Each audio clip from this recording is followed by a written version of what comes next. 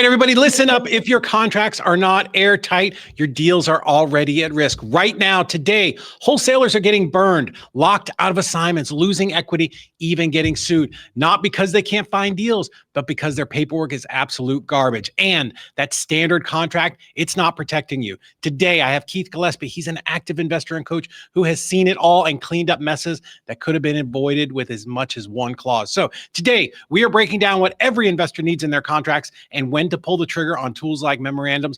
Welcome to the Closers Club. Let's get to it. Keith, thank you so much for being here, man. Thank you. Man, you have the most epic intros. Thanks, man. Thank you. I want to jump right into it. We have 20 minutes. I see a lot of investors out there that are just, using generic contracts that were never built for wholesaling, or at least wholesaling in 2025. What is the number one mistake that you're seeing people with using these, contracts, and, what's the thing that's exposing them to the biggest risk? Frankly, I see the same issues with them as I did myself. I think that everybody does when they get started. You just go into Google and you get like a cheap one, or you go on to what are the legalforms.com or legaldocs.com. Yeah, something, right? $30 for a thing, right?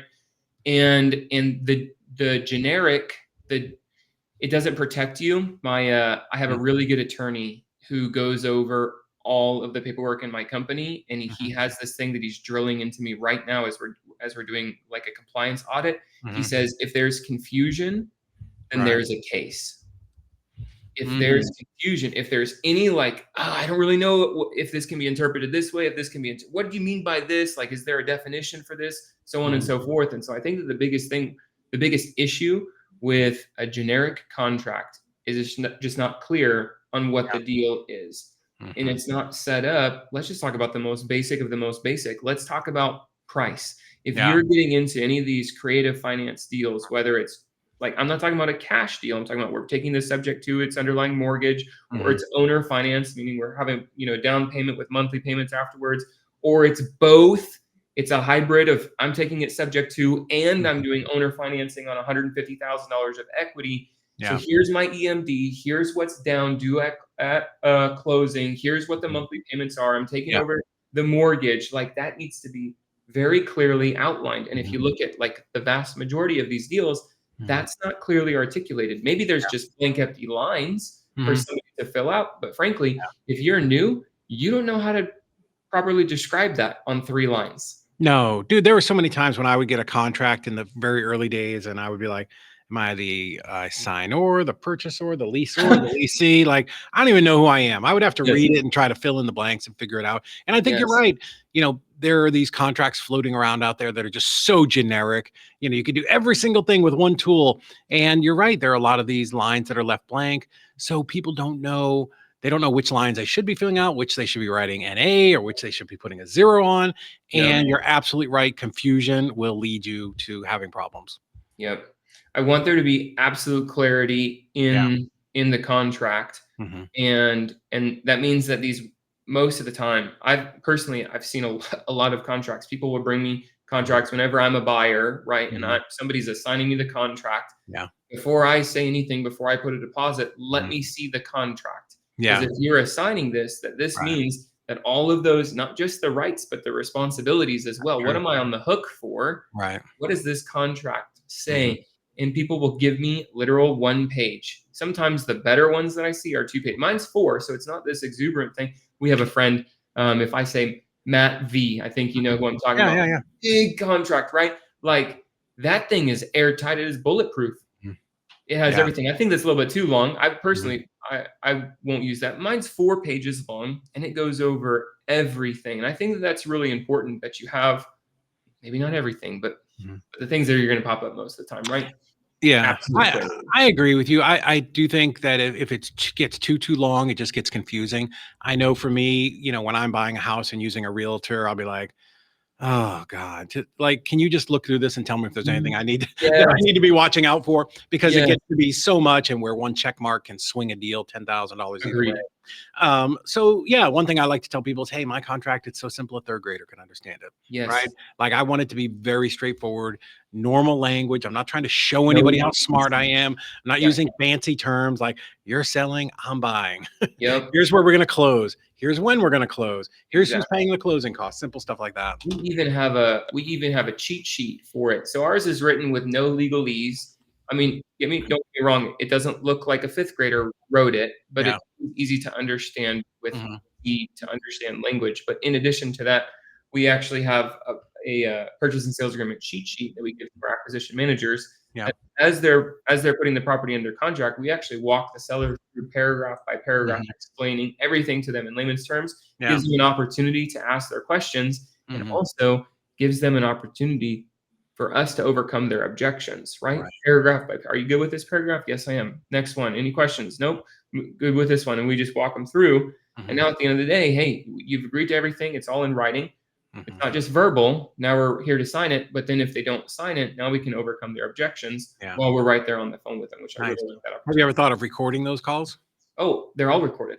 They're all recorded. There you go. I have Yes. a friend of mine that does a lot of creative sub two deals, and they if they bring somebody in the office, they videotape it or they do it over Zoom and they make Yep. sure it's recorded. Just Yep. to so there's no business later of, oh, I didn't really know. That's exactly But right. yeah, one thing that we see again after doing 8,000 files at ezREI Closings that we have, it's happened so many times where one of our clients sends us the contract, we call the seller, and maybe it's a sub two deal. Like there's so many times where the seller has no idea what that really means. Like, Mm-hmm. and I get it. We don't want to over explain and scare people away, but they think that the loan is being paid off. Right. That's people, I want to be optimistic and say that they're not misleading them, that they're just doing just a piss poor job of explaining it. But Yep. yeah, that's a gap that sometimes our TCs have to overcome. Absolutely. And again, if it's in the paperwork, and if you have a good business practice of walking Yeah. the seller through it, explaining everything in layman's terms, I Yeah. think this is really good. And in recording it, like you said, Mhm. if now that I'm thinking about it, in addition to that, we even have sub two disclosures and disclaimers that we send after. So not only do we have the perfect presentation, which is all recorded, then we have the purchase and sales agreement with us, which is both written and audio. We have the call is being recorded, and then we have the disclosures and disclaimers that are sent afterwards. So we have had some issues actually. 2 years ago, I got brought into court saying same thing, seller's amnesia. She sold me this house. I had kept it sub two, held it as a rental, and she's saying, oh, this guy never paid off my mortgage. It was supposed to. Your Honor, dude, like, here's all the paperwork. Here's the call recordings. Here's the disclosures, the disclaimers. They were notarized at the bank. I mean, not at the bank, at the title company. Oh, wow. So like, you can't tell me that you didn't know. Yeah. And you can't tell me that it wasn't your signature. It's notarized. We always, recommend that it's got to be crystal clear, especially at the closing table, that if you're assigning the deal, that the seller knows who the person is to contact, that person understands they're responsible for making these payments now, that's what they bought. But yeah, same thing. I've seen that happen to investors where, it comes back to them and that people want to sue them. And thank God for having, the kind of disclosures. I think mine's like a page or two, and it's like, I'm not on drugs. I'm not under duress. I've talked to an attorney. I understand the mortgage doesn't get paid off. Like it's literally first grade language. I actually have that. Yep. Yeah. And I want their initials on every single thing. Otherwise I can't help you. There's no way for me to help you. I super agree with that. Yeah. Ultimate clarity across the board. Yeah. What other issues have you seen pop up with contracts? I know it's a hot topic these days. Yeah. I think that it's important to have exit clauses. I call them golden parachutes. I'm pretty sure Trump is known for these in business. But having a way out, right? Actually having multiple ways out. Right. There's this age-old one I was kind of taught. You've probably heard it, like putting it in writing under, like, if you have additional terms and conditions, this is conditional upon business partners approval or whatever. And it's and that has been told to a lot of people, and I don't like the fact that it is handwritten. I want it to, because if the whole contract is in black and white typed ink, and then you print something, where are your eyes going to grab it? Where's the spotlight? it's Right. on this thing that says that the whole deal is contingent upon my business partner's approval. So that may raise some issues. Rather, I actually have these golden parachute clauses Okay. sprinkled throughout my purchase and sales agreement. So I have one for I brought it up just in case you ask me. I have one in case for the inspection, if I'm able to inspect the property, that I can get out if they didn't fairly represent the condition of the property, and I think that there's only $15,000-$20,000, and I go in, the house is burnt down, and there's only a chimney left. Well, dude, I'm out. Like, you Yeah. lied to me about the condition of the property. That's Yeah. actually happened to me. Yeah. I have another one. If I don't get access to the property, well, how in the world I'm not going to buy this sight unseen under. I'm not going to pay $150,000 sight unseen for this house. I need to have access to the property, so I have a golden parachute there. I have another golden parachute for the closing date. If I'm not dragging my feet, but the seller's dragging their feet, then it actually automatically extends in 7-day increments until they cure title, if there's any title issues or anything. That's like smart. that. Yeah. So I have several of these golden parachutes, if you will, that allow me the ability to exercise some options. Here's what I've got on mine. So where it talks about closings, mine says seller grants any extensions needed to clear title or to complete closing documentation. So that's just a little open. It doesn't have the recurring 7 days. And for me, mine says this contract is contingent on clear title and final inspection by the buyer or the buyer's agent before closing, and that the property is suitable for the buyer's needs and plans. Yes. And that for me is the one that kind of gets me all the way to the closing table. Right. That I'll drop it in. Oh no. Hang on. Let me drop it in here. And that to me kind of gets me all the way to the point of really literally the minute we sign, that gives us that out. But yeah, I think what you're talking about is it's really good to have set clear expectations, and that's what a lot of these are, right? Hey, I've got to have access to the property. Hey, if there's a lease, you've got to give it to me. Hey, if there's a mortgage statement, you got to provide it within 3 days, right? Like, we have to have these things in order to move forward. Right, and it's part of. And the cool thing is, I like that it holds teeth, meaning I told you that I need this, and we entered into an agreement.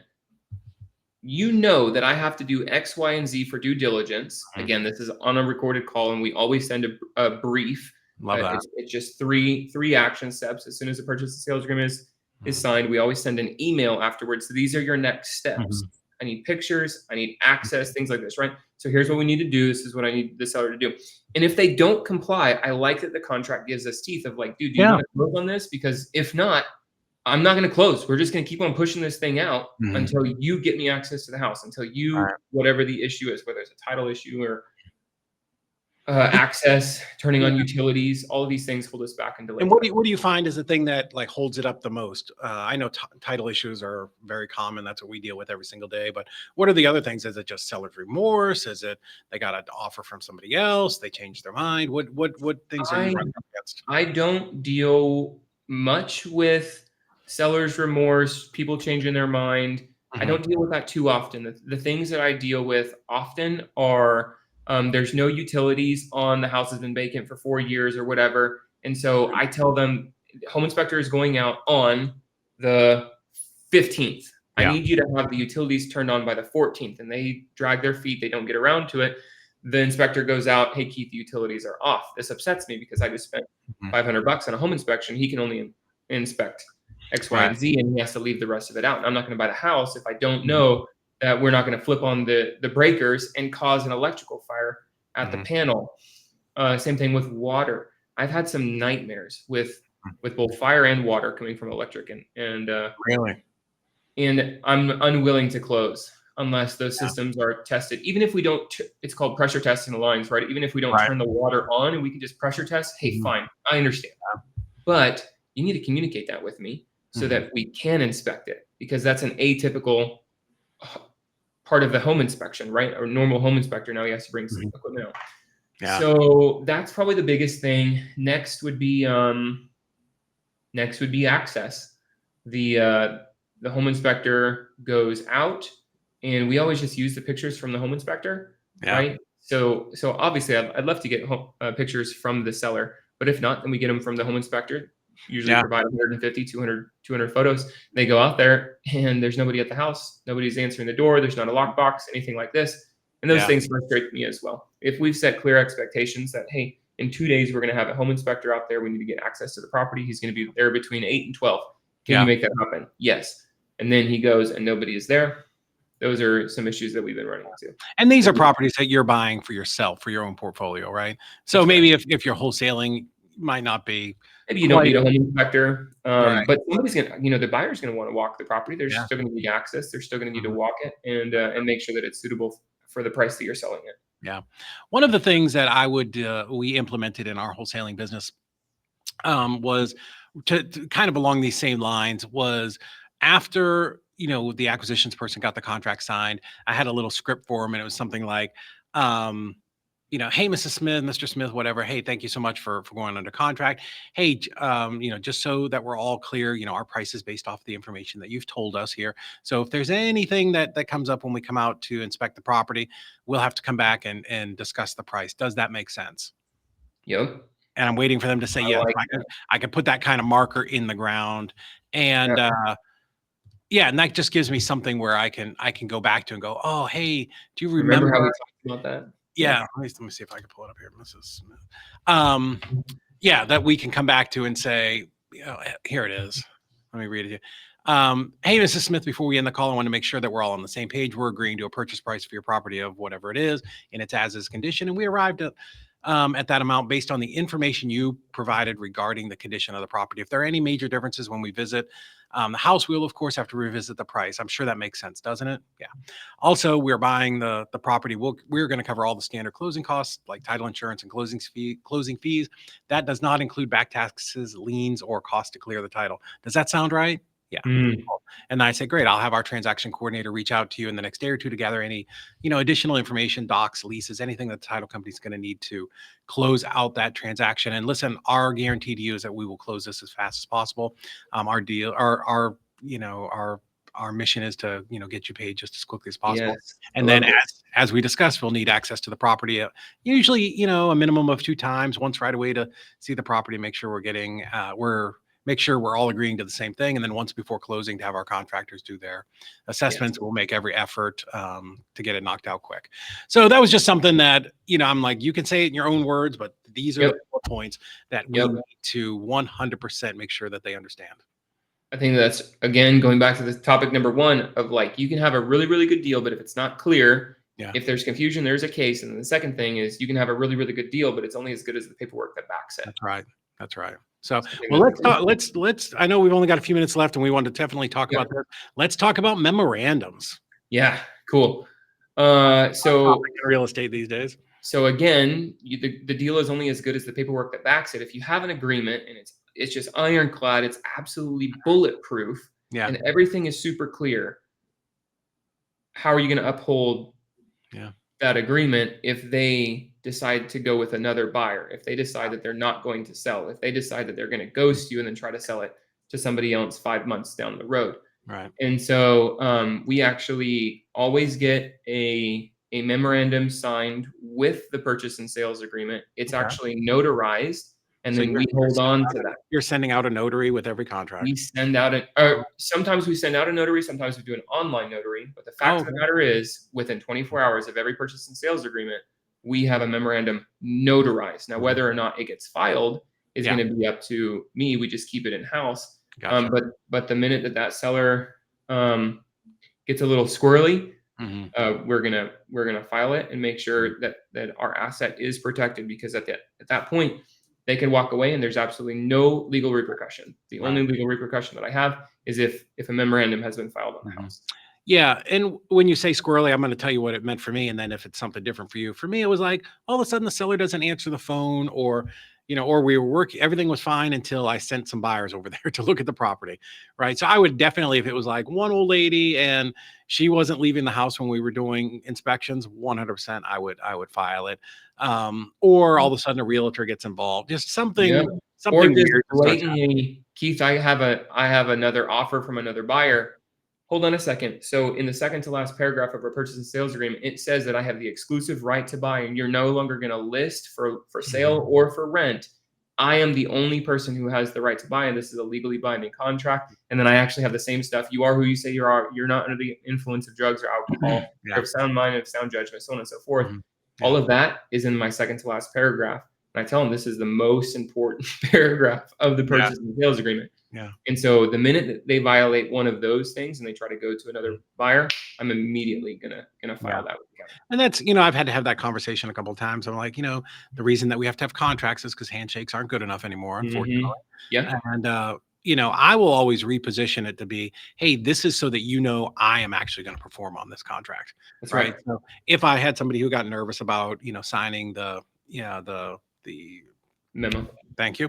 Signing the memo or whatever it is, I'd be like, hey, here's another thing that we have signed, just further assurance that that we are going to perform on our side of the contract. So I always like to try to reposition and reframe it. I love that because we both have responsibilities here. Yeah. You're agreeing to sell me the house, but I'm also agreeing to buy the house. Right. Yeah. And, same thing too, like if you ever have to get a contract extension, it's going into bankruptcy or it's an estate or probate or whatever it is. Hey, Mrs. Smith, let's go ahead and extend this contract 60 days, 90 days. I want you to know that I'm going to be here with you, throughout this whole process. You don't have to worry about me bailing out on you halfway through. Right. I always want to reframe that and make sure that it's a positive. Yeah. I've never done that. That was a good tip. That was a really good tip. I would think that I'm pretty advanced, but that was fantastic. Yeah, well, I've been doing it a long time. Great reframe. I've done a lot of them. So I agree with you. I do like memos. However, and used properly, I think they're great. But I do think that there are people who 100% abuse it.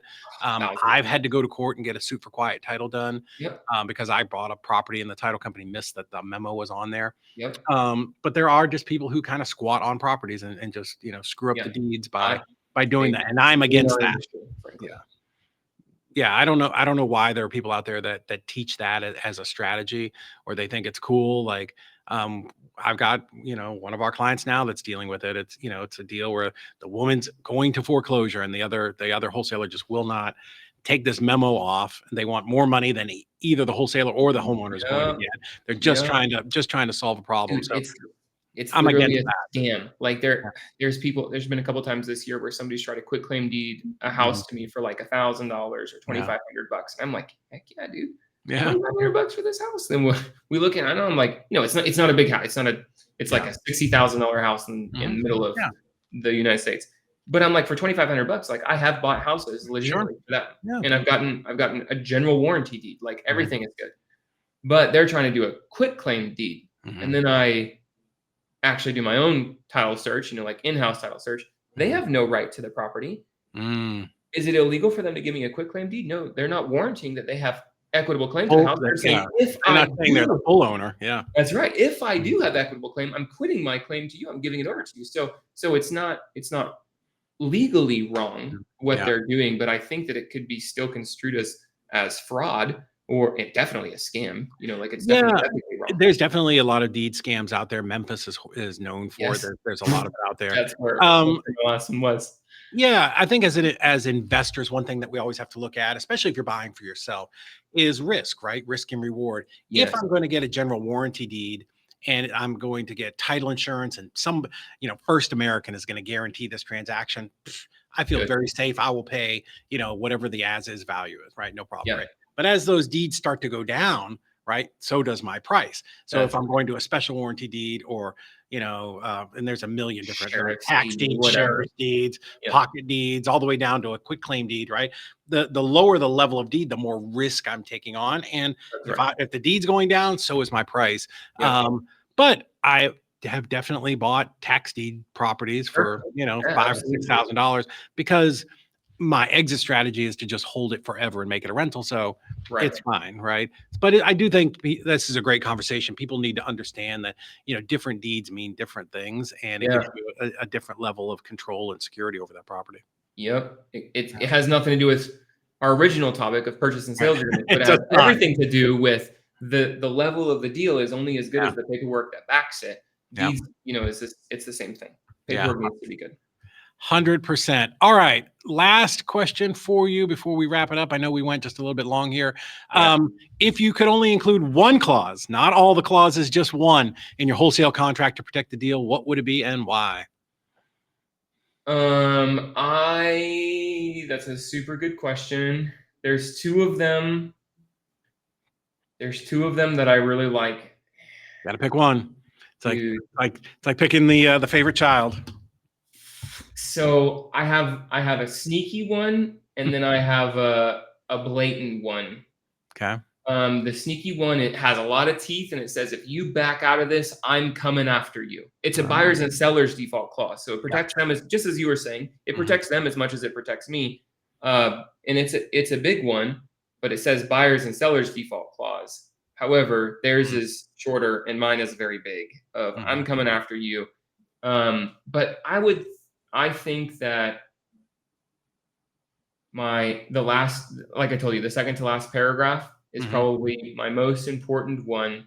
Yeah. I really like this one because this one is like, I am going to close on this house. You better not freaking stab me in the back and go to another person. I'm going to close this. If you try, I have a memo and I'm going to close on this deal. However, my last one, this is really, really big. I don't know if you want to put this in the like whatever you just did right there. Yeah. It's, oh man, it doesn't even show all of it. It's so big.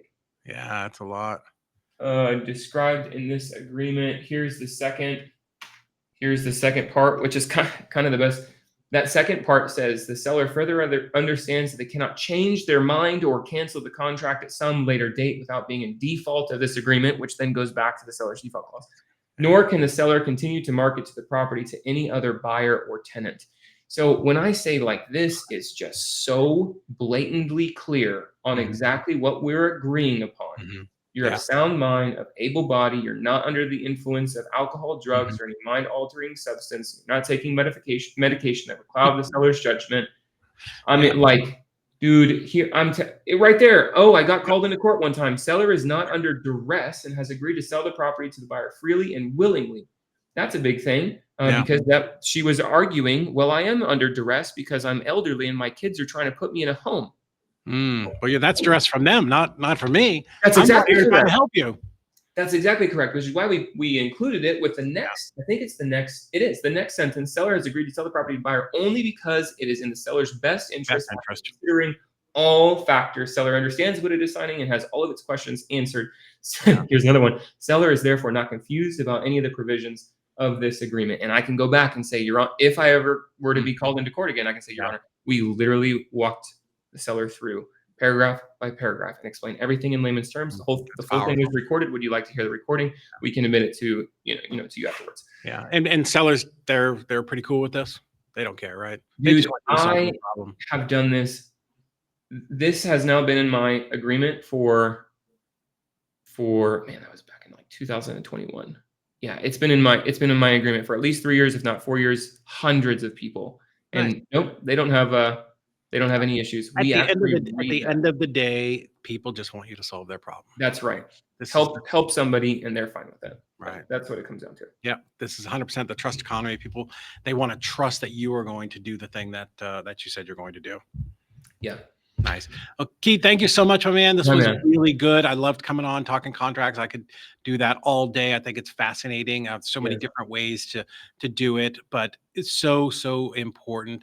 Again, something that we see in ezREI closings all of the time. Clients come to us with bad contracts, and we try to get them to fix it as best we can. But things are never a problem until they are. Right. That's right. So it may have worked 5 or 6 times, and you think it's great, but then when it goes sideways, it's always the $40,000-$50,000 deal. It never seems to fail. Yep. Agreed. The deal is only as good as the paperwork that backs it.